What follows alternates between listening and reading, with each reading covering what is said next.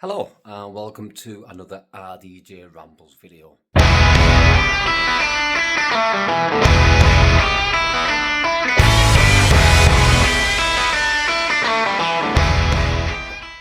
Going to talk about a modern 20th century classic that has spawned a cult favourite movie. It is a fantastic and brilliant book, something I think all of you should try and read at least once. However, I call this book the greatest book I'll never read again. So what book are we talking about? The book in question is American Psycho by Bret Easton Ellis. Now, the film is possibly more well known than the actual book itself. And if you watch the film without the context of the book itself, it probably seems quite chilling. But the book is the most disturbing thing that I've ever read. And I don't want to ever go anywhere near it again, because it invaded my dreams and my mind more than anything else that I've ever read. It truly messed me up. But why? What is it about this book? Now, if you've seen the film, you know that there's some really crazy stuff in there. Really messed up, really quite debauched, to say the least, content. It's worse in the book. So actually what's in the book is even worse than what's in the film. And because it's a book, it's written in words, it's described. Yeah? Somehow the picture is clearer through the book. So the terrible things that are happening are terrible to watch it in a film.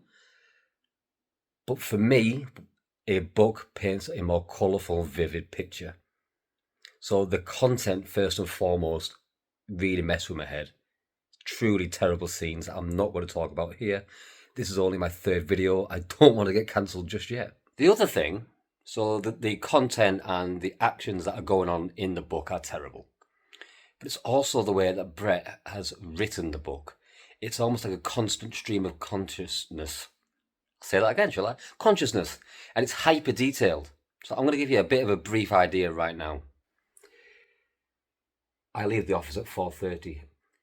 Head up to Exclusive where I work, out on free weights for an hour, then taxi across the park to Gio's at Pierre Hotel for a facial, a manicure, and if time permits, a pedicure. I'm lying on the elevated table in one of the private rooms waiting for Helga, the skin technician, to facialise me. My Brooks Brothers shirt and Gary Cannison's suit hang in the closet. My Tony loafers sit on the floor, $30 socks from Barney's balled up on them, $60 boxer shorts from Comme des Garçons are the only article of clothing I'm still wearing. So like I said, hyper detailed. It almost feels like it becomes your stream of consciousness. So he's talking there about his expensive suits and his name socks and all this sort of stuff. And yet it might come across quite mundane in that small snapshot. But when you're reading the full thing and it builds the story, you become more and more invested. And then the atrocities happen. The things in that book should never have been committed to page. I mean, it was written in the late 80s, I think, maybe early 90s, but I'm pretty sure it was the late 80s. And I don't know how it got printed even then. In this day and age where people are going off the nut about old Eminem lyrics, the stuff in this is worse. Like I said, I do recommend it. I do think everyone should read it at least once. But for me, once is more than enough. Bret Easton Ellis, American Psycho, the greatest book that I'll never read again. So what are your thoughts on Bret Easton Ellis, American Psycho? Please comment below. Let me know what you think, if I'm talking crap, if you agree with me, if you feel the same way, or do you read it once a week or something like that? If you do, you might have issues. But please like, comment, subscribe, share, all that good stuff. I'll see you all again soon. RDJ out.